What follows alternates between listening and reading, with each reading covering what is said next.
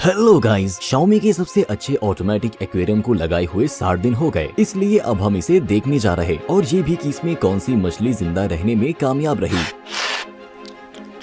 जैसा कि आपको याद होगा, हम एक मादा और एक नर गप्पी को एक्वेरियम में लाए थे। पहले तो सब कुछ ठीक था, लेकिन अगली सुबह हमने देखा कि मादा के पेट से कुछ निकल रहा है। करीब से देखने पर हमें किसी तरह की गेंद दिखाई दी और ऐसा लग रहा था कि अंदर से दो आंखें हमें देख रही हैं। हे भगवान, ये जिंदा है। जाहिर है ये एक अंडा था जिसमें थोड़ी सी मछली थी। जब हम सोच रहे थे कि क्या करें, इसी बीच ये अंडा मछली से अलग हो गया और शायद नीचे गिर गया। हमने इसे ढूंढने की पूरी कोशिश की, लेकिन शायद कैटफिश में से एक ने उसे पहले पा लिया।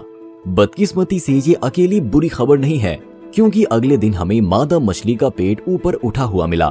शायद बच्चे को खाना उसके लिए एक गंभीर साइकोलॉजिकल ट्रॉमा था और वो स्ट्रेस को सह नहीं सकी। नर गप्पी अपनी प्रेमिका के लिए तरस रहा था, लेकिन यहाँ एक और परेशानी आ गई। एक्वेरियम की दीवारें पतले हरे बालों से ढकी हुई थी। उनके बीच तमाम महीन जीव छटपटा रहे थे। हमने झींगा से कांच को शैवाल से साफ करने के लिए कहा। उन्होंने अपनी तरफ से पूरी कोशिश की, लेकिन इतने सारे बालों का सामना नहीं कर सके। आपने हमें कमेंट्स में चेतावनी दी थी कि ये एक नए मछली घर में हो सकता है, इसीलिए हमने ये डिवाइस खरीदा, जिसमें एक हिस्से पर ब्रश और दूसरे पर एक मुलायम कपड़ा होता है। चुंबक उन्हें एक दूसरे की ओर खींचे रखता है, जिससे हम कुछ ही मिनटों में कांच को साफ कर सकते हैं। ये इतना साफ हो गया कि हम एक्वेरियम में एक नए बाशिंदे को देखने में कामयाब रहे। ये एक छोटा महीन झींगा है। जाहिर है इसका जन्म बड़े झींगे में से किसी एक से हुआ होगा। हमारा नर दुखी न हो, इसीलिए हमने उसके लिए बड़े पेंट वाली ये मोटी प्रेमिका खरीदी। सबसे पहले हमने उसके कप को एक्वेरियम में रखा, ताकि कप के अंदर का टेम्परेचर एक्वेरियम के पानी के टेम्परेचर के बराबर हो जाए। नर खुश हो गया और तुरंत मादा वाले कप के चारों ओर नाचकर अपना प्यार दिखाने लगा। उम्मीद है वो एक दूसरे से दोस्ती करेंगे और किसी दिन छोटे बच्चे पैदा करेंगे।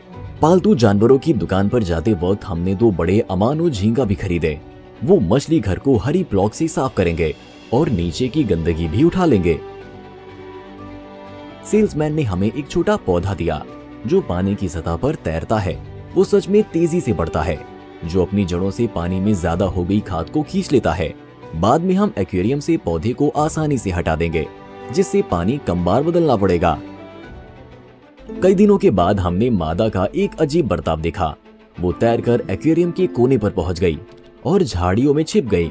हमने पहले सोचा कि शायद उसका नर के साथ झगड़ा हुआ होगा, लेकिन फिर हमने एक बड़ी हरी झाड़ी पर एक महीन मछली देखी। हे भगवान, वो बच्चे पैदा कर रही है। हमें इसके बारे में कुछ करना होगा, नहीं तो बच्चे बाकी मछलियों के साथ टैंक में जिंदा नहीं रह पाएंगे।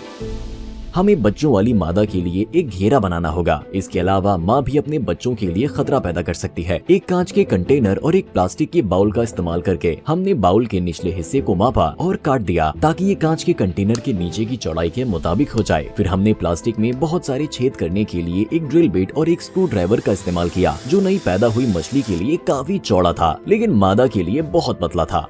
फिर हमने जार के बीच में बैरियर सेट किया, उसमें पानी भरा और एक्वेरियम में रख दिया। इस तरह जार में पानी का टेम्परेचर हमेशा एक्वेरियम में पानी के टेम्परेचर से मेल खाएगा, इसीलिए हमें दूसरा हीटर खरीदने की जरूरत नहीं है। अब वक्त आ गया है कि गर्भवती मादा को एक रुकावट वाले कंटेनर में ले जाया जाए, जो उसे नीचे तक पहुंचने से रोकेगा। इस तरह उसके बच्चों के लिए घर भी हो जाएगा। लेकिन जब हमने एक पल के लिए दूर देखा, तो मछली छेद के अंदर जाने में कामयाब रही और निचले हिस्से में घुस गई। छेद बहुत चौड़े थे, इसीलिए हमने तुरंत हॉट ग्लू से ये रास्ता और पतला कर दिया, जो असरदार साबित हुआ। हमने मादा की निगरानी शुरू कर दी और सचमुच 1 मिनट के अंदर ही उसके पेट के पिछले हिस्से में हमें सूजन दिखी, जिसमें से मछली का बच्चा निकलना शुरू हो गया। हुर्रे! ये एक नवजात शिशु है। किसी वजह से ये बच्चा पूरी तरह से बढ़ नहीं पाया था और किसी पीली गेंद से चिपक गया था। वो बिना किसी हलचल के लेटा हुआ था। एक पल के बाद मछली में से एक छोटी सी पूंछ निकली। वो जुड़वा लग रहे हैं, जो एक साथ पैदा हुए हैं। आमतौर पर नवजात शिशुओं को शिकारियों या यहाँ तक कि अपनी माँ से छिपने में कामयाब होने के लिए जितनी जल्दी हो सके तैरना शुरू करना होता है। आखिरकार मछलियों का अपने बच्चों को खाना एक आम बात है। एक प्लास्टिक ड्रॉपर का इस्तेमाल करके हम कुछ छोटी मछलियों को पकड़ने में कामयाब रहे और उन्हें एक अलग कंटेनर में डाल दिया, ताकि ये पक्का हो सके कि मादा उन्हें नहीं खाएगी। नर लगातार हमारे मैटरनिटी वार्ड के चारों ओर तैर रहा था। जैसा कि हमें लग रहा था कि वो अपने अजीब डांस से मादा को इस प्रोसेस से भटका रहा था। इसीलिए हमने उसे लेबर के वक्त एक अच्छी सी कोठरी में बंद कर दिया। एक छोटा बच्चा फंस गया और बाहर नहीं निकल सका। हम उसकी मदद करना चाहते थे, लेकिन हमें नहीं पता था कि ये कैसे करना है। आखिरकार ये रेंग कर बाहर निकला और अपने भाइयों में शामिल हो गया, जबकि मादा ने लगातार छोटी मछलियों की बमबारी जारी रखी। झिल्ली में पैदा हुए बच्चों ने माँ के शरीर से बाहर अपना विकास जारी रखा। इस छोटे बच्चे को देखिए, ये अभी भी अंडे के अंदर है। पीली चीज पोषक तत्वों का एक थैला है जो हो सकता है कि बाद में उसके पेट में बदल जाएगा। दाहिनी ओर हम एक छोटा सा दिल देख सकते हैं जो अभी भी बढ़ रहा है, लेकिन पहले से ही शरीर के जरिए से खून और पोषक तत्वों को इधर उधर भेज रहा है। मादा ने एक अंडे में अविकसित भ्रूण छोड़ दिया। बदकिस्मती से इसमें जान कभी नहीं आ पाएगी। आखिरकार हर किसी को इस बच्चे की पूरी तरह से विकसित होकर पैदा होने और अंडे से पूरी विकसित मछली में बदलने का मौका नहीं मिलता है। एक वक्त पर मादा हमलावर हो गई और बच्चों का पीछा करने लगी। हमें एहसास हुआ कि बच्चे का जन्म हो चुका है, इसीलिए सभी बच्चों को पकड़ने के बाद हमने उसे एक्वेरियम में लौटा दिया।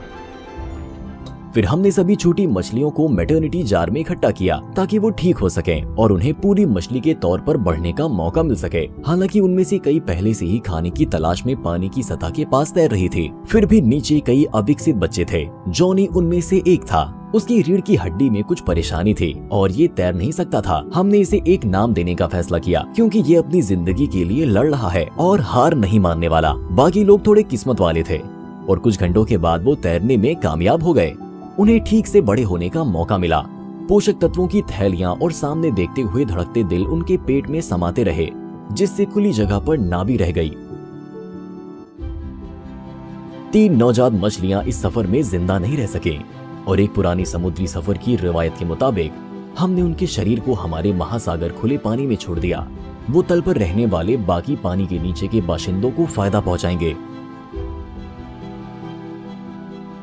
हमें बच्चों को खिलाने के लिए तुरंत कुछ ढूंढना था, इसीलिए हमने सादा पानी लिया और उसमें थोड़ा नमक मिलाया। किस्मत से हमारे पास अभी भी जिंदा प्राणियों के कुछ अंडे थे जो जादुई पाउडर की तरह दिखते थे। हमें बस उन्हें पानी में डालना था और 24 घंटे में उनके फूटने का इंतजार करना था। अरे, हम इस बच्चे के बारे में भूल गए जो सबसे पहले एक्वेरियम में पैदा हुआ था। हमने इसका नाम स्पार्टकस रखने का फैसला किया क्योंकि इसे स्पार्टन हालात में जिंदा रहना होगा और बड़ी मछली के साथ खाने के लिए मुकाबला करना होगा। अब तक एक्वेरियम बहुत अच्छा काम कर रहा है। फिल्टर ऐसे साफ हैं मानो वो नए हों। अगले एपिसोड में हम जानेंगे कि स्पार्टकस और विकलांग जॉनी का क्या होता है। क्या वो जिंदा रहने और बड़े होने का इंतजाम कर पाएंगे या नहीं।